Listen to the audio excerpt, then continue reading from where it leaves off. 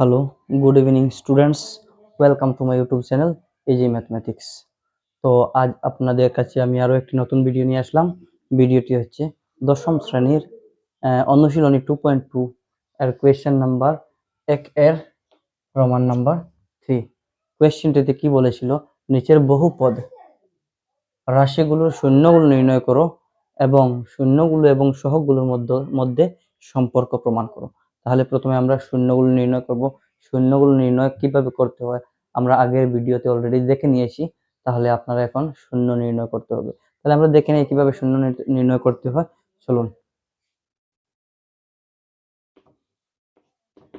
প্রথমে দেখতে হবে এই যে বহুপদ রাশিটা আছে, এই বহুপদ রাশিটা তার আদর্শ রূপে আছে কিনা। না, এটা তার আদর্শ রূপে নেই। তার আদর্শ রূপটি ছিল ax square plus bx plus c equal 0। তাহলে এই ফর্মে নেই, এটা এই রূপে নেই। তাহলে এই রূপে প্রথমে এটাকে আনতে হবে।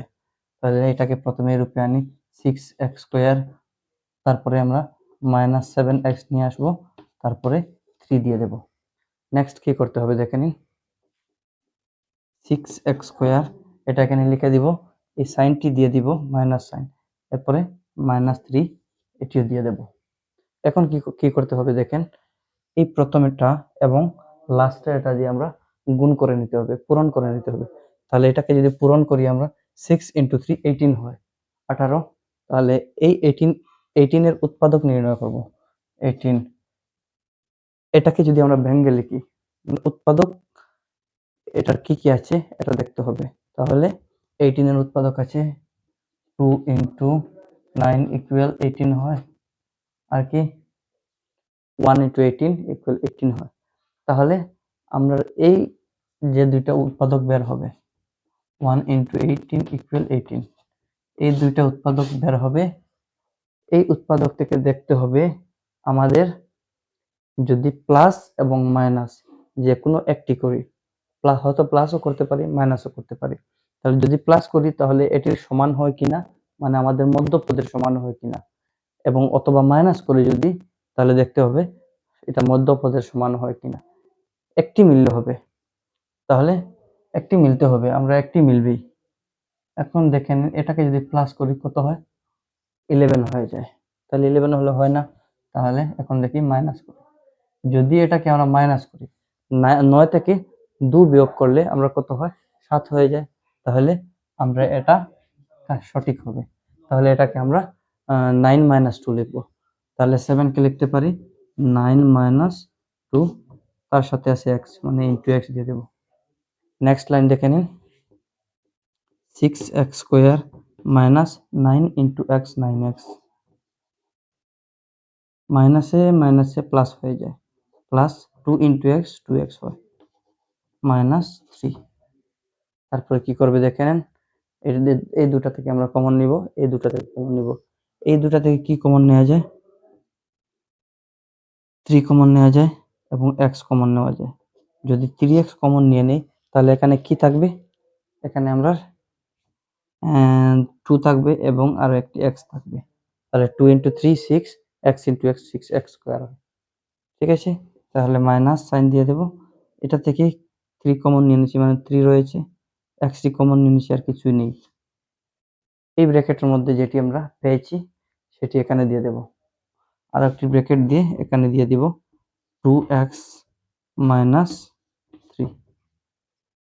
এখন দেখে নিন, এটা থেকে আমরা যদি 2x - 3 ব্র্যাকেটে লিখে দিই, তাহলে এখানে কি কমন নিয়েছি, মানে দুইটা as it is same to সেমই আছে, সমানই আছে।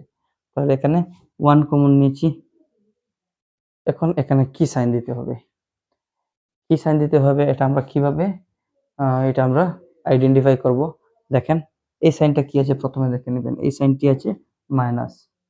তাহলে এখানে দেওয়া আছে মাইনাস, যদি এখানে প্লাস দিই, মাইনাস এবং প্লাসে মাইনাস হয়ে যায়। তাহলে এখানে প্লাস দিয়ে দিব, মাইনাসে প্লাসে মাইনাস হয়ে গেছে। ঠিক আছে, তাহলে নেক্সট লাইন দেখেন, এই ব্র্যাকেটের ভিতরে যে দুটি আছে সে দুটি সেমই আছে, একই আছে। তাহলে দুটিকে আমরা একটি করে লিখব, একটি কমন নিয়ে নেব। তাহলে 2x - 3 একটি নিয়ে নিলাম। এরপরে ব্র্যাকেটের বাইরে যেটি আছে এটি আমরা ব্র্যাকেটের ভিতরে ঢুকিয়ে আরো একটি এরকম লিখে নিব। তাহলে কি আছে, 3x আছে, প্লাস আছে, 1 আছে, দিয়ে দিলাম। এখন দেখেন আমরা এটা মোটামুটি হয়ে গেছে। তখন আমরা শূন্য নির্ণয় করব।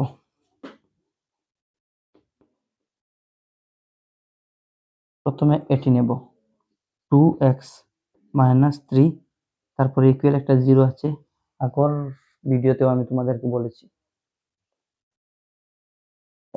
এক্স আলা ওটি রেখে দিব, আমরা এক্স আলা যেটি আছে রেখে রেখে দিব, ইকুয়াল দিয়ে দেব। এই মাইনাস 3টা বাম দিকে ছিল, ডান দিকে চলে যাবে, তাহলে প্লাস 3 হয়ে যাবে। নেক্সট এক্স রেখে দিব, 2 যেটা আছে এটা এক্স এর সহিত গুণ অবস্থা ছিল, পূরণ অবস্থা ছিল, মানে ইনটু ফর্মে ছিল। এটিকে আমরা সাইড চেঞ্জ করে যদি করি তাহলে এটা আমরা ডিভাইড ফর্মে চলে যাই, মানে নিচে চলে যাবে। তাহলে 3 ডিভাইডেড বাই 2 একটি হয়ে গেল। নেক্সট ওর দিয়ে আমরা এটি হয়ে গেছি, এখন এটি লিখে নেব, 3x প্লাস 1 ইকুয়াল 0। সেম আগের ওটার মতো আমরা কি করব, এক্স আলা ওটা রেখে দিব, 3x ইকুয়াল, এটা এদিকে ছিল -1, সরি +1, তাহলে যদি সাইড চেঞ্জ করি তাহলে এটা -1 হয়ে যায়। নেক্সট লাইন দেখেন, এখান থেকে এক্স রেখে দিব, যদি 3টা আমরা যদি সাইড চেঞ্জ করি তাহলে -1 এর নিচে চলে যাবে, তাহলে -1 ডিভাইডেড বাই 3।